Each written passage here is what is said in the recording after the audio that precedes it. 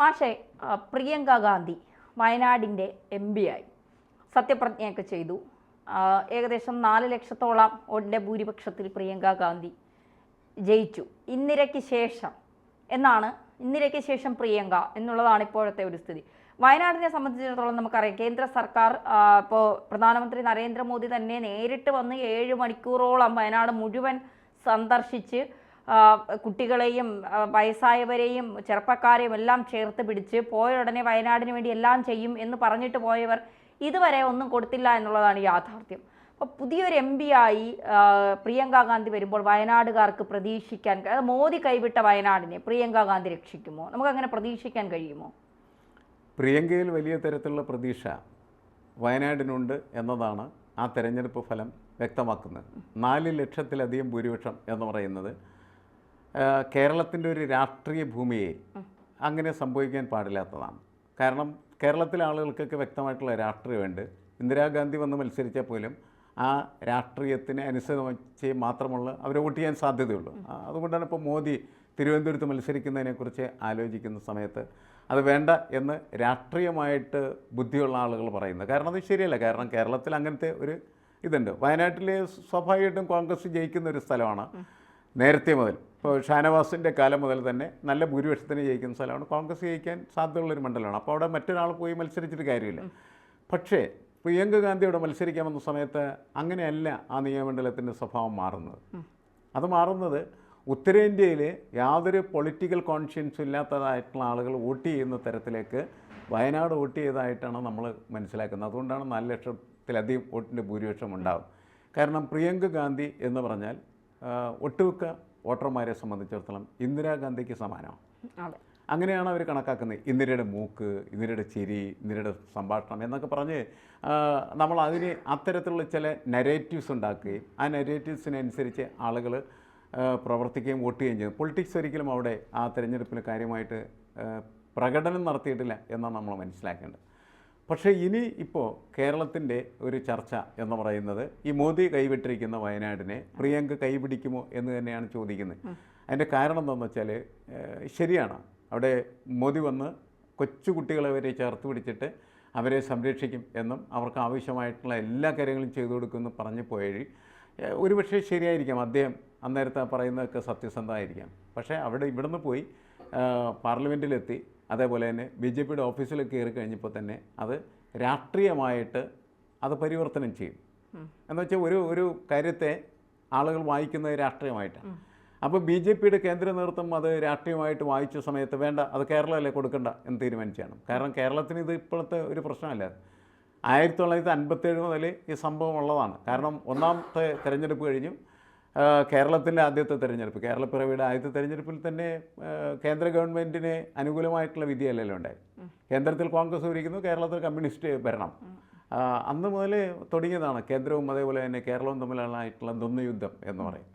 അപ്പോൾ കേന്ദ്രം ഒരിക്കലും കേരളത്തെ സഹായിക്കില്ല. വളരെയധികം ബഹളങ്ങളൊക്കെ ഉണ്ടാക്കും, എന്തെങ്കിലും നക്കാപ്പിച്ച പോലെ എന്തെങ്കിലും കൊടുക്കും.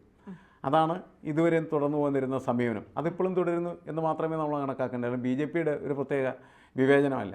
കേന്ദ്രഭരണം ആര് നടത്തിയാലും അവരൊക്കെ തന്നെ ഈ കേരളത്തോട് വിവേചനം കാണിച്ചിട്ടുണ്ട് എന്നുള്ളതാണ് യാഥാർത്ഥ്യം. അതിന് അവരുടേതായ കാരണങ്ങളുണ്ടാകും. പക്ഷെ നമ്മൾ കേരളത്തിൽ തന്നെയല്ലേ ഇന്ത്യ എന്ന് ചോദിക്കാറുണ്ട്. ഇന്ത്യയിൽ തന്നെയല്ലേ കേരളം എന്ന് ചോദിക്കാറുണ്ട്. അങ്ങനെ ചോദിക്കുമ്പോൾ അതിൻ്റെ ഉത്തരം എന്താണ്? ഇന്ത്യയിലെ എല്ലാ സംസ്ഥാനങ്ങൾക്കും എന്തൊക്കെ അർഹമായിട്ടുണ്ടോ അതൊക്കെ ലഭ്യമാക്കാനായിട്ടുള്ള ബാധ്യത എന്ന് പറയുന്നത് ഭരണകൂടത്തിന് ഇവിടെയുണ്ട്. അപ്പോൾ നമുക്കൊരു ദുരന്തം ഉണ്ടായി. നമ്മളുടെ പോലെ ദുരന്തമുണ്ടായ മറ്റ് ഒരുപാട് സ്ഥലങ്ങൾ, ബീഹാറിൽ ദുരന്തമുണ്ടായി, അല്ലെങ്കിൽ ഉത്തർപ്രദേശിൽ ദുരന്തം ഉണ്ടാകുന്നു, മഹാരാഷ്ട്രയിലുണ്ടാകുന്നു. ഇവർക്കൊക്കെ വാരിക്കോരി കൊടുക്കുകയാണ് ചെയ്യുന്നത്. കേരളത്തിന് ഒന്നും കൊടുക്കുന്നില്ല. കൊടുക്കാം എന്ന് പറയുന്നു. കൊടുക്കുന്നതിന് പകരമായിട്ട് ഉള്ളതൊക്കെ തന്നെ പിച്ചച്ചട്ടിയിൽ കൈയിട്ട് വാരി കൊണ്ടുപോകുന്ന പോലത്തെ ഒരു സ്ഥിതിയിലേക്ക് പ്രവർത്തനം മാറുകയൊക്കെ ചെയ്യും. അപ്പോൾ വലിയ എതിർപ്പുണ്ടാവുകയാണ് ചെയ്യുന്നത്. പക്ഷേ ഇത് വയനാട് എന്ന് പറയുന്ന ഈ പ്രശ്നം, വയനാട്ടിലെ ദുരന്തം എന്ന് പറയുന്നത് ശരിയാണ്. മുരളീധരൻ പറഞ്ഞത് എന്തോ 2 വാർഡ് 1-2 വാർഡ് അതൊരു 2 വാർഡ് എന്ന് പറയുന്നതിന് എങ്ങനെയാണ് ദേശീയ ദുരന്തം? ദേശീയ ദുരന്തത്തിൻ്റെ സ്വഭാവം തീരുമാനിക്കുന്ന ഒരു വാർഡ് പോകുന്നുണ്ടോ എന്ന് നോക്കിയിട്ടില്ല. ഇപ്പോൾ ഭോപ്പാൽ ദുരന്തം എന്ന് പറയുന്നത് വലിയൊരു ഗ്ലോക്കൽ ദുരന്തമായിട്ടാണ് കണക്കാക്കുക. എന്നുവെച്ചാൽ ഗ്ലോബൽ ദുരന്തമായിട്ട് കണക്കാക്കിയാണ്. ഭോപ്പാലിലെ എത്ര പ്രദേശം, എത്ര വാർഡ് പോയിട്ടുണ്ട്, എത്ര വാർഡിൽ എത്ര ആളുകൾ മരിച്ചിട്ടുണ്ടോ? അതിനെ എന്തിനാണ് ഒരു എന്താണ് ലോക ദുരന്തമായിട്ട് ആളുകൾ കണക്കാക്കാൻ കാരണം അതിൻ്റെ സ്വഭാവമാണ്. ആ സ്വഭാവം എന്ന് പറയുന്നത് അവിടെ എന്താ വെച്ചാൽ വിഷവാതം എന്നാണ്. യൂണിയൻ കാർബൈഡ് എന്ന് പറയുന്ന കമ്പനിയാണ് അവിടെ ഉണ്ടായിരുന്നത്. ആ കമ്പനിയിൽ നിന്ന് മീഥൈൽ ഐസോസൈനേറ്റ് എന്ന് പറയുന്ന ഒരു കെമിക്കൽ പുറത്തേക്ക് ചാടി അത് ശ്വസിച്ച ആളുകൾ എന്ത് ചെയ്യണം, മരിക്കുകയാണ് ചെയ്യുന്നത്. അങ്ങനെയാണ് സംഭവിച്ചത്. അപ്പോൾ പിടഞ്ഞു വീണ് മരിക്കുകയാണ്. മരിച്ചുകൊണ്ടിരിക്കുന്ന സമയത്തും ഈ യൂണിയൻ കാർബൈഡിൻ്റെ കമ്പനിക്കാരും അതേപോലെ ഇന്ത്യയിലെ ഡോക്ടർമാരും തമ്മിൽ തർക്കമുണ്ടായിരുന്നു.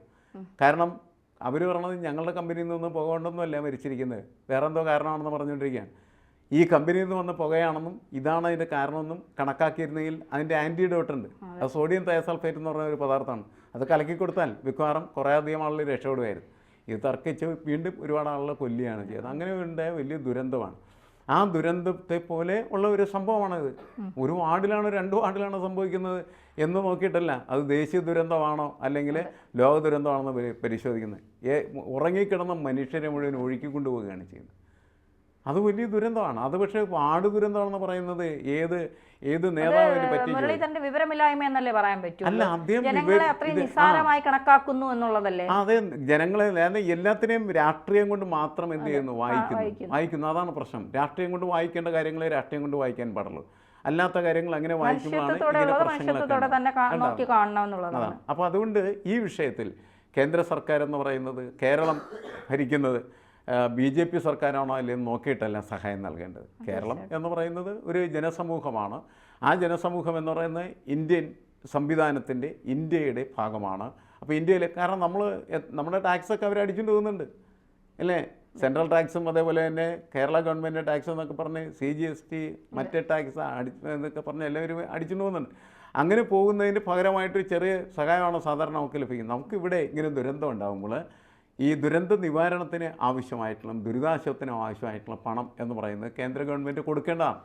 അത് കൊടുപ്പിക്കുന്നതിന് ഈ 4 ലക്ഷത്തിലധികം വോട്ടിൽ വിജയിച്ചിരിക്കുന്നതായിട്ടുള്ള പ്രിയങ്ക ഗാന്ധിക്ക് എങ്ങനെ കഴിയും, എന്ത് കഴിയും എന്ന ചോദ്യം ഇപ്പോൾ കേരളത്തിന് മുമ്പിലുണ്ട്. ശരിക്കും പറഞ്ഞാൽ വയനാടിൻ്റെ ഒരു പ്രത്യാശയും പ്രതീക്ഷയും എന്ന് പറയുന്നത് പ്രിയങ്ക ഗാന്ധിയായി മാറുന്നത് അതുകൊണ്ടാണ്. കസവെടുത്ത് പാർലമെൻറ്റിൽ വന്നു എന്നതുകൊണ്ട് രാഷ്ട്രീയമാകില്ല. അതൊരു പുതിയ കാലത്തിൻ്റെ ഷോ ബിസിനസ്സും അതേപോലെ തന്നെ പുതിയ കാലത്തിൻ്റെ ഒരു ഐക്യദാർഢ്യ പ്രഖ്യാപനമൊക്കെയാണ്. കേരളത്തോട് ഐക്യദാർഢ്യം പ്രവചിച്ചിരിക്കുന്നത് കേരളീയമായ വസ്ത്രത്തിൽ നല്ല കാര്യം. പക്ഷേ ആ നല്ല കാര്യമൊക്കെ വീണ്ടും വീണ്ടും നല്ലതും മികച്ചതായി മാറിത്തരണമെങ്കിൽ നമ്മളുടെ ഈ അടിസ്ഥാന പ്രശ്നം പരിഹരിക്കുന്നതിന് വേണ്ടിയിട്ട് എന്തെങ്കിലും ചെയ്യണമെന്ന് വെച്ചാൽ പ്രിയങ്ക ഗാന്ധി ഒരൊറ്റ ദിവസം അവിടെ ഇരുന്നാൽ മതി. നിരാഹാരം പോലെ ഈ പാർലമെൻറ്റിൽ ഒരിടത്ത് ഒന്ന് ഇരുന്നാൽ ഈ വിഷയത്തിലേക്ക് മുഴുവൻ MP മാരുടെയും ശ്രദ്ധ വരും.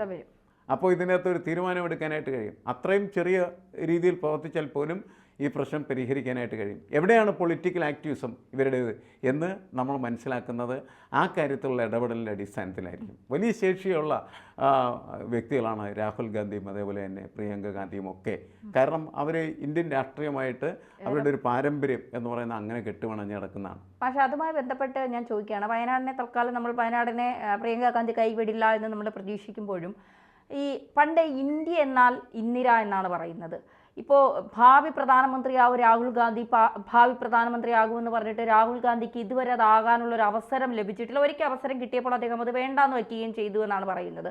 മൻമോഹൻ സിംഗ് അധികാരത്തിൽ വരുന്ന സമയത്ത് രാഹുൽ ഗാന്ധിക്ക് ആകാമായിരുന്നു, പക്ഷെ അദ്ദേഹം അത് വേണ്ട എന്ന് വെച്ചു എന്നാണ്. ഇനി പ്രതീക്ഷ പ്രിയങ്കയിലാണ്. അപ്പോൾ ഇനി ഇന്ത്യ എന്ന് പറഞ്ഞാൽ പ്രിയങ്ക എന്ന് പറയുന്ന ഒരു തലത്തിലേക്ക് മാറുക, പ്രത്യേകിച്ച് പൊളിറ്റിക്സിൽ കേരളത്തിൽ നിന്ന് തുടങ്ങിയിരിക്കുകയാണ് പ്രിയങ്ക ഗാന്ധി. അപ്പോൾ ഇനി ഒരു വളർച്ച ഏത് തരത്തിലേക്ക് മാറാനാണ് സാധ്യതയുള്ളത്?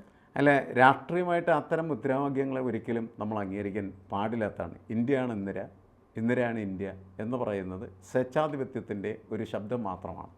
അങ്ങനത്തെ ഒരു സംഭാഷണം ഒരു കാരണവശാലും നമ്മുടെ ഈ ജനാധിപത്യ സംവിധാനത്തിനകത്ത് ഉയർന്നു വരാനായിട്ട് പാടില്ല എന്നുള്ളതാണ്. അങ്ങനെ വന്നാൽ അത് വളരെ അപകടം പിടിച്ചൊരു കാര്യമാണ്. സ്വേച്ഛാധിപതികൾക്ക് കൂടുതൽ അവരുടെ തലയാട്ടി പിടിക്കാനായിട്ട് നെറ്റിപ്പട്ട ഉയർത്തി കെട്ടാനായിട്ടൊക്കെ കഴിയുന്ന തരത്തിലുള്ള മുദ്രാവാക്യം മാത്രമാണ് അത്. അങ്ങനെ സംഭവിക്കരുത് എന്നുള്ളതാണ്. ഇന്ദിരാഗാന്ധിയുടെ ആ കാലഘട്ടം, അതായത് ഇന്ത്യൻ ജനാധിപത്യത്തിൻ്റെ ഏറ്റവും മോശമായിട്ടുള്ള ഒരു ഏട് എന്ന് പറയുന്ന അടിയന്തരാവസ്ഥയുടെ ഘട്ടം. നമ്മുടെ ഡെമോക്രാറ്റിക് റൈറ്റ്സ് മുഴുവനും റദ്ദ് ചെയ്യപ്പെട്ട, കട്ട് ഓഫ് ചെയ്യപ്പെട്ടൊരു കാലമാണ്. അങ്ങനത്തെ ഒരു കാലത്തെ ഒരിക്കലും ജനാധിപത്യത്തിനെ സ്വീകരിക്കാനായിട്ട് നമുക്ക് ഒപ്പം സ്വാതന്ത്ര്യം കിട്ടിയ രാജ്യം തന്നെ പാകിസ്ഥാൻ പക്ഷേ ഒരു കാലത്തും ജനാധിപത്യം എന്താണെന്ന് ആസ്വദിച്ചിട്ടില്ല. അവിടെ ഒന്നിനും പട്ടാള ഭരണം അല്ലെങ്കിൽ സ്വേച്ഛാധിപത്യം, അതിനപ്പുറത്തൊക്കെ അവർക്ക് ജനാധിപത്യം എന്താണെന്ന് മനസ്സിലാക്കാൻ കഴിഞ്ഞില്ല. പക്ഷേ ഇന്ത്യക്ക് സ്വാതന്ത്ര്യത്തിന് വേണ്ടിയിട്ട് പോരടിച്ചിരുന്നതായിട്ടുള്ള രാഷ്ട്രീയ നേതൃത്വത്തിൻ്റെ ഒരു കഴിവ് കൊണ്ടാണ് യഥാർത്ഥത്തിൽ നമുക്കിപ്പോഴും ജനാധിപത്യത്തിൽ നിൽക്കാനായിട്ട് കഴിയുന്നത്. അടിയന്തരാവസ്ഥ പ്രഖ്യാപിച്ചെങ്കിലും അതിനെ തകർത്തെറിഞ്ഞ് വീണ്ടും ജനാധിപത്യത്തിലേക്ക് വരാൻ പറ്റുന്ന തരത്തിലുള്ള ഒരു മനസ്ഥിതി നമുക്കുണ്ട്. കാരണം ഈ വലിയ സഫോളജിസ്റ്റുകൾ എന്ന് പറഞ്ഞാൽ തിരഞ്ഞെടുപ്പ് വിദഗ്ധന്മാരായിട്ടുള്ള ആളുകൾ പറയുന്നതെന്ന് വെച്ചാൽ ഇന്ത്യൻ വോട്ടറുടെ DNA-യിൽ ജനാധിപത്യമുണ്ട് എന്നാണ് പറയുന്നത്. ആ ജനാധിപത്യമാണ് ഏതൊക്കെ സമയത്തിൽ ജനാധിപത്യത്തെ വലിയ തരത്തിൽ അഘാതത്തിലേക്ക് കൊണ്ടുപോകുന്നുണ്ട്, ആ സമയത്ത് അതിൽ നിന്ന് കൈപിടിച്ച് അവനെ ഉയർത്താനായിട്ട് പറ്റുന്നത് അങ്ങനെയാണ്. ജനങ്ങൾ നമുക്കറിയാം അടിയന്തരാവസ്ഥയിൽ ഈ ഇന്ദിരാഗാന്ധിയുടെ സ്വേച്ഛാധിപത്യത്തിനെതിരെ വോട്ട് ചെയ്ത ആളുകൾ കേരള ജനതയല്ല, കേരളം അന്നും കോൺഗ്രസിനെ ജയിപ്പിക്കുകയാണ് ചെയ്തത്. ഒന്നും അറിയാൻ പാടില്ലാത്ത അക്ഷരാഭ്യാസമില്ല എന്ന് പറയുന്നതായിട്ടുള്ള ഉത്തരേന്ത്യയിലെ ജനങ്ങളാണ് വോട്ട് ചെയ്തവരെ തോൽപ്പിച്ചത്. ആ തോൽവിയാണ് യഥാർത്ഥത്തിൽ മോദി എന്ന് പറയുന്ന ഇന്നത്തെ പ്രധാനമന്ത്രിയിലേക്ക് BJP-യിലേക്ക് അധികാരത്തെ കൈമാറ്റം ചെയ്തതെന്നും കൂടെ നമ്മൾ മനസ്സിലാക്കേണ്ട കാര്യമാണ്. അങ്ങനത്തെ ഒരു സംഭവം ഇല്ലായിരുന്നെങ്കിൽ BJP ഇങ്ങനെ വളരുകയോ അതേപോലെ തന്നെ ഇത്തരത്തിലുള്ളൊരു പ്രതിഭാസമായി മാറുകയോ ചെയ്യില്ലായിരുന്നു. എന്നുവെച്ചാൽ കോൺഗ്രസ്സാണ് BJP-യെ വളർത്തിയത്, മോദിയെ പോലും ഉണ്ടാക്കിയത് കോൺഗ്രസ് ആണെന്നുള്ളതാണ്. അപ്പോൾ ഇങ്ങനെയൊക്കെയുള്ള രാഷ്ട്രീയപരമായിട്ടുള്ളൊരു പശ്ചാത്തലത്തിൽ ഒരു കാരണവശാലും ഇന്ത്യയിലെ വോട്ടർ എന്താഗ്രഹിക്കുന്നില്ല, ഇന്ത്യയാണ് ഇന്ദിരയാണ് ഇന്ത്യ എന്ന് പറയുന്ന മുദ്രാവാക്യം ആഗ്രഹിക്കുന്നില്ല. അതുപോലെ തന്നെയാണ് പ്രിയങ്ക ഗാന്ധിയാണ് ഇന്ത്യ എന്ന് പറയുന്ന തരത്തിലേക്ക് ആരെങ്കിലും സംസാരിക്കാൻ തുടങ്ങിയതിൻ്റെ അർത്ഥം നമുക്കെന്തോ കുഴപ്പം സംഭവിച്ചിട്ടുണ്ടെന്നുള്ളതാണ്. അങ്ങനെ ചിന്തിക്കരുത്, അത് ശരിയല്ല. ഒരാളും അല്ല, അവരൊക്കെ അവരുടേതായിട്ടുള്ള സ്റ്റാച്ചറിൽ അവരുടേതായിട്ടുള്ള വ്യക്തിത്വത്തിൽ ഉയർന്നു നിൽക്കട്ടെ. അവരെ പക്ഷെ ഒരിക്കൽ പോലും നമ്മൾ ഇന്ത്യയുമായിട്ട് സമാഹരിക്കാൻ പാടില്ല എന്നുള്ളതാണ്. ആ തെറ്റായിട്ടുള്ളൊരു സന്ദേശമാണ്. അത് പ്രിയങ്ക ഗാന്ധിയുടെ കാര്യത്തിലായാൽ പോലും മാറ്റമില്ല എന്നുള്ളതാണ്. അവരുടെ ഒരു സാധ്യത എന്ന് പറയുന്നത് ഈ ഇന്ദിരാഗാന്ധി എന്ന് പറയുന്ന മഹാമേരുവിൻ്റെ നിഴലിൽ അവരിങ്ങനെ മുന്നോട്ട് നീങ്ങുകയാണ് ചെയ്യുന്നത്, അതിൻ്റെ ഒരു പ്രതീകം പോലെ. അപ്പോൾ അത് സ്വാഭാവികമായിട്ട് അവർക്ക് വലിയ ഒരു കൈമുതലാണ്, വലിയൊരു നേട്ടമാണ്. പക്ഷേ അത് നേട്ടം ശരിയായ രീതിയിൽ പ്രാവർത്തികമാണെങ്കിൽ അവർ പൊളിറ്റിക്കൽ ആക്ടിവിസ്റ്റായിട്ട് മാറണം. പൊളിറ്റിക്കൽ ആക്ടിവിസ്റ്റ് ആണോ ഇല്ലെന്നുള്ള ഈ ഒറ്റ വിഷയം പരിശോധിച്ചാൽ നമുക്ക് മനസ്സിലാക്കാനായിട്ട് കഴിയും. വയനാടിൻ്റെ കാര്യത്തിൽ ഇവർക്ക് എന്ത് ചെയ്യാൻ കഴിയും? ഇവർക്കൊന്നും ചെയ്യാൻ കഴിയില്ല എന്ന് പറഞ്ഞാൽ ഇവർ ഒരു കാരണവശാലും നമ്മുടെ ജനാധിപത്യ സംവിധാനത്തിനകത്ത് കാര്യക്ഷമമായി എഫക്റ്റീവായി പ്രവർത്തിക്കുന്ന ഒരു ലീഡറാണ് എന്ന് നമുക്ക് കാണാനായിട്ട് കഴിയില്ല. അങ്ങനത്തെ ഒരു സാഹചര്യത്തിൽ നമ്മുടെ ഒരു ആഗ്രഹം എന്ന് പറയുന്നത് അവർ നല്ല ലീഡറായി തീരട്ടെ എന്നുള്ളതാണ്. അവർ മാത്രമല്ല, നല്ല ലീഡേഴ്സ് ഉണ്ടാവുന്നതാണ് എപ്പോഴും സമൂഹത്തിന് നല്ലത്. നല്ല ലീഡേഴ്സ് കടന്നു വരട്ടെ എന്നുള്ളതാണ്. എന്തായാലും നമുക്ക് പ്രതീക്ഷിക്കാം അല്ലേ പക്ഷേ, വയനാടിനെ മോദി ചേർത്ത് പിടിക്കാത്ത വയനാടിനെ പിന്നെ പ്രിയങ്ക ഗാന്ധി ചേർത്ത് പിടിക്കുമെന്ന് വയനാട്ടിലെ ജനങ്ങൾക്ക് പിടിക്കാൻ വേണ്ടിയാണ് 4 ലക്ഷത്തോളം ഭൂരിപക്ഷത്തിൽ അവരെ വിജയിപ്പിച്ചത് എന്നുള്ളതാണ്. തീർച്ചയായിട്ടും ആ ഒരു പ്രതീക്ഷ അവരായിട്ടില്ലാതാക്കാതെ അത് ആ പ്രതീക്ഷ ജനങ്ങളുടെ പ്രതീക്ഷയ്ക്ക് അപ്പുറം ഉയരാൻ പ്രിയങ്ക ഗാന്ധി കഴിയട്ടെ. തീർച്ചയായും.